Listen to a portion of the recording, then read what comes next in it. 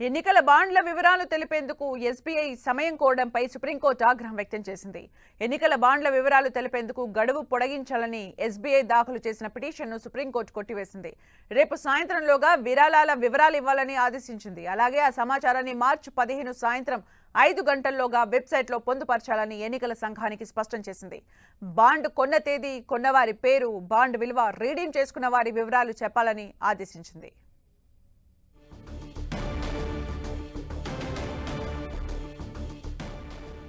రాజకీయ పార్టీలకు రహస్యంగా నిధులు అందించడానికి వీలు కల్పించే ఎన్నికల బాండ్ల పథకాన్ని గత నెల 15న సుప్రీంకోర్టు రద్దు చేసింది.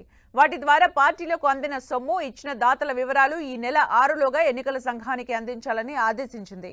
వివరాలు తెలిపేందుకు మరింత గడువు కావాలంటూ ఎస్బీఐ సుప్రీంకోర్టును ఆశ్రయించింది.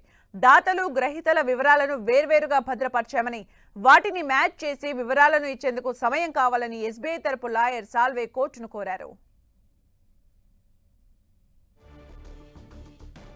వివరాలు వెల్లడించడంలో ఎస్బీఐ తీరుపై సుప్రీం ధర్మాసనం అసహనం వ్యక్తం చేసింది.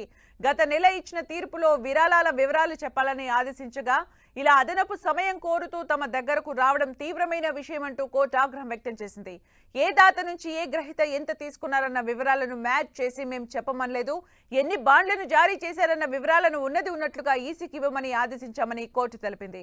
26 రోజులుగా దీనిపై ఎస్బీఐ ఎలాంటి చర్యలు తీసుకుందనే వివరాలు ఏం చెప్పలేదని కోర్టు అసహనం వ్యక్తం చేసింది.